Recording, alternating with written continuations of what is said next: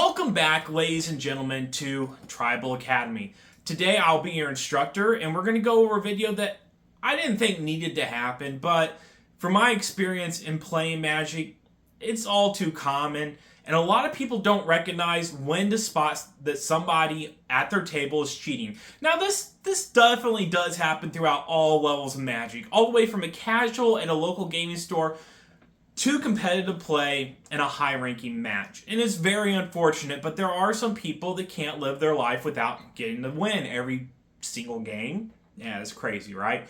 Every game you expect yourself to win, even when you're playing casually. And casual, pretty much by definition, means you're there to have a good time and not to win. But, again, very unfortunate, there are individuals out there that have to win every single game. So let's get on to the first few topics of how to spot a cheater. Now, we're going to do a few hands here where you're going to see me do things and you're going to be like, dang, maybe I should look out for that. And I'm not an expert at sleight of hand whatsoever. So these people that are doing this are way, way better than me. But let's look at a few hands over here and I'll show you what I mean by when people top deck their deck. All right, let's go over. Alright guys, so I'm going to do this to the best of my ability for my Crick deck here. And this would be the perfect hand that I could see turn one being able to place down a Swamp or a Bojuka Bog followed by a Soul Ring. I know there's probably more perfect hands in my deck, but the idea of top decking is to take 7 cards, like so, and these are going to be the best possible outcomes, right?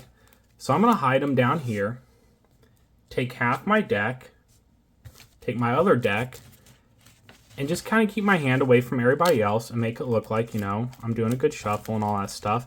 And all of a sudden, I slide those 7 on top, finish shuffling, maybe do that a few times, just hold the top few, you know, just count until I see enough, and then just keep going and going and going, making it look like a good shuffle. And then it's like the first hand in the game, 1, 2, 3, 4, 5, 6, 7, and to our surprise, what do we have here? Oh, Bojuka, Swamp, Enduring Tenacity. That's going to be one of the combo pieces. Oh, a Demonic Tutor. Oh, so I get to go look for the other combo piece. A Dark Ritual. With this, I get to bring my Commander out and pay. A Reanimate in case they blow up something. And a Soul Ring. That's absolutely crazy, but that's what top decking looks like, and it is a cheat that some people do use, and you have to pay very close attention because they're going to be very quick when they shuffle and you're not going to know. That leads us to what I'm about to say next. So yeah, that's kind of what it looks like. It's called top decking. It's where you take your top 7, just put it on top, or 6 or 5. It's just something that looks good, and you know when it's in your hand, you're going to be off to the races for anybody else. But there's a simple step in preventing this. The simple step is just suggesting that, hey, let's go ahead and cut decks. Now, what you want to watch out for is them pulling what we call the honor system. I trust you. They pull that on you, right? But you don't trust them. Don't fall for it, newbies. Take the top 2/3 and put the top 1/3 on top of their deck and hand it back. They can't get mad at you because you know what? It's standards and procedures in Magic. New players, you might not know this, cutting a deck is what starts the game. Don't draw your first 7. Ask an individual, do they want to cut your deck? And that's what they're hoping for. Is somebody says that and they can do that and be like, all right, I cut my top 7. Don't. All right.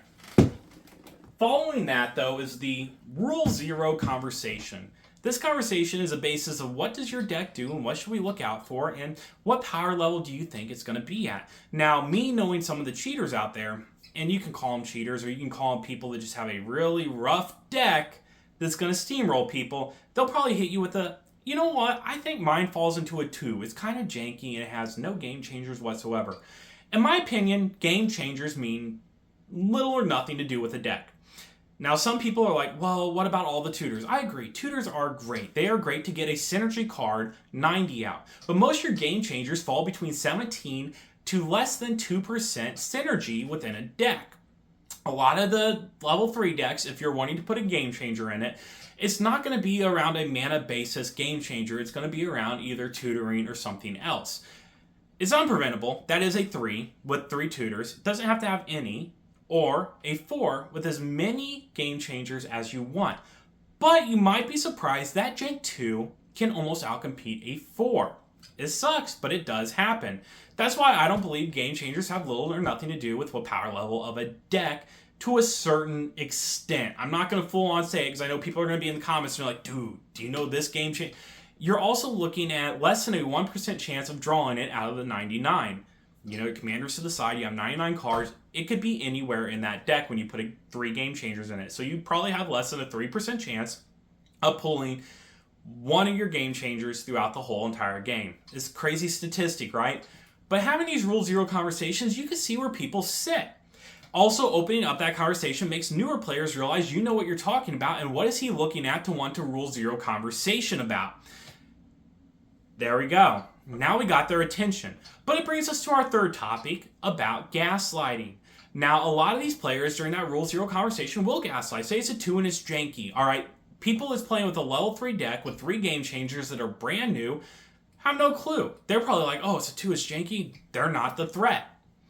From there, that person can lead to convince everybody that you, the individual that brought up that conversation, are the threat. That's when you make a point to the other individuals that you are not out to hurt them. As much as they think about it, as long as you don't attack them, it's a pretty convincing argument. Well, he's got this on his board. I'm not here to hurt them, though. Well, who are you here to hurt? You, Mr. I have 2 combos about to go off if I pull off the third. I just pulled another piece of ads onto it. I know you pulled it because you had to show us it. Nice try, buddy. It's stuff like that. It's so people realize that you aren't the threat. Don't make yourself the threat to them. All right? Just because you have Gaslighting off and you need to get 6 attack damage and they have a 1-1, you're going to steamroll. Don't hit them. Hit that individual, you know. Oh, but they got, you know, a 3 and a 4 and it might kill Gaslighting. Well, that brings us to another conversation, learning to hold your instants and sorceries that exile cards, including board wipes. Now, unfortunately, a lot of new players in Magic the Gathering don't realize that instants and board wipes don't have to come out immediately. Unfortunately for them, they have players' impulse control. They lack it thereof. What I'm talking about is bluffing and learning that some things aren't meant to be blown up right away. Now, what I see is, and this is a perfect example, is I was playing with friends a few nights ago, and one of them got to his turn. He just got hit by an individual for like 8 damage, and he had to board wipe. Now, everybody had between 3 to 6 creatures on the board. He had 20 tokens on his side. One of his tokens got hit, and the trample went through. It wasn't a gift shaft, before you say it. It was something else. The trample went through. He took 5 from that and a few others from flying, and he was upset. Clearly. He's newer. He doesn't understand that sometimes your life being at 15 and everybody else's being at 30 isn't always the big deal. Well, instead of getting his revenge the right way, he exiled everything with a board wipe at the very beginning of his turn. Was it an exile board wipe? Might have been. Dropped it down. Everything went away. All his 20 tokens that he could have went to combat with and hit that individual. And this comes down to impulse control. Just because that you have something in your hand doesn't mean you have to play it just because you have the mana. The mana is actually really good as a bluff because I had bluffed people out thinking I had a counterspell with a blue and a wide open when all I had in my hand was an island, a creature, and an instant that wasn't a board wipe. Impulse control. Bluffs. This type of stuff will hold back somebody that is going to steamroll a table. And which I did with Gaslighting. I went through, hit him. He was going to block with 2 creatures, exiled that 1 creature, Gaslighting went through, got 4 damage off. I pulled, got 2 dinosaurs out of it. Stuff like that, where you play smarter plays, can also stop people that have a higher powered deck. Because once you see what their deck can really do, you find out a little too late. In this situation, they did. He gaslit them into believing I was a threat. They wiped Gaslighting off the board. They wiped some other things off the board. Haven't attacked them once. He came at me. Killed me with 31 damage. 31, mind you. This dude only had a few 1/1s out, and all of a sudden boosted to 31 damage. He then in turn took 16 away from each other player. They didn't realize, oh crap, Gaslighting was holding back. And was I planning to scoop at the end of that? Hell yeah, as soon as I beat that dude, I was going to scoop and I was going to help the new players play. But because he convinced them that I was the threat, He went off and won the game the next turn. And it's unfortunate. It's just what happens when you don't know the game that well. And I'm not mad about it at all. Was I a little bit miserable at the time in my head? Yeah, I'm not going to show it. But it sucks for those other players. They're brand new. One was playing a pre-con. And they got steamrolled because they just didn't know threat assessment, you know? And that person was trying to tell them I'm the threat. And I was like, guys, I haven't hit you once. I'm not going to hit you. I'm never going to hit you this game. What do you mean you're never going to hit us? I can't tell you. I'm not going to tell you I'm going to scoop because then that individual's going to get really mad. But yeah. Now, let's say you do win, though, in the situation. In the case I win and I scoop right after him, offer help. Maybe they blow up at me. Good. Because now the local game store knows about it, which brings me to my fourth point. I think fourth or fifth.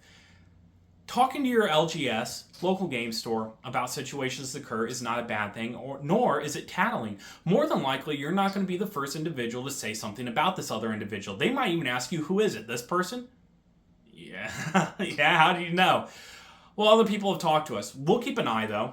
It doesn't mean they're going to go straight to the individual and confront them and say, hey, shit for brains, lay your decks out. I want to see what's going on, bud.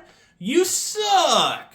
No, they're going to watch during the games as a judge and pass them and maybe have a sit-down conversation with them afterwards of, brother, you know you're running something that can outcompete a 4-level deck. I'm doing janky. Nah, bruh. Let's take it apart and let's talk about how this is too and janky. And they might learn a lesson. More than likely they won't. And unfortunately they tend to group up together and again, when they sit down at the table, you're probably not going to get a win out of it. I know that I have to play certain decks and actually lock in for a game of casual, which I hate doing. I don't want to lock in casual. Alright? Yeah, I might have to count a few numbers here or there for stacks and all that stuff, but I want to enjoy the game. I don't want to win. I just want to see what my deck to do. Have a few people say my deck's cool. Tell them their deck's cool. And then somebody pulls a win out of it. Everybody's down to 15 life. And then somebody pulls something. And then they win. You're like, that's fair. You can't get mad about that. That's what casual's about. It's not about winning. If you have to win, find something else in life. Go play competitive. Well, I can't afford competitive. Find a place that accepts proxies and play competitive then. But don't sit down your casual night when there's newcomers. And maybe if you are that individual, maybe you can be the better person. Be the person like me, where you sit down and prevent it, and then scoop at the end. Or just let them beat you. That's possible. Gishath it wasn't. I'd have to scoop. Gishath was doing Gishath things. But in certain situations, you can play decks that, you don't have to scoop. You can let them win. And then you can make a point to your friend group that is obsessed with winning. But hey, maybe we're not playing the right way, guys. Maybe we're the bad guys here, sitting down doing this.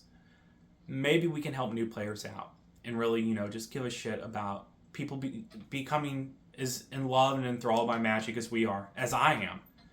Because you don't want to make somebody leave a game store and go, I never want to play that game again. This is miserable. There's a meta like Yu-Gi-Oh! In this, and I just don't want to play it. Be the difference, all right? But this has been your Tribal Academy. And if you like videos like this, and trust me, they're not all like this. I hate doing videos like this. I don't feel like they should be necessary, but unfortunately it happens. There's other videos where we do deck breakdowns. I would like to invite you to go ahead and subscribe to my channel. And if you have any experiences like this and feel the need to share, please. But remember, keep people's names out of it and keep it respectful. And that goes to the people that comment underneath that. Maybe it doesn't seem like somebody was cheating against them, but be sympathetic and be like, hey, what exactly happened? Maybe I can explain it to you. Be that individual. Be better. And I hope you guys have a wonderful week. Adios, mi amigos. Be good to each other.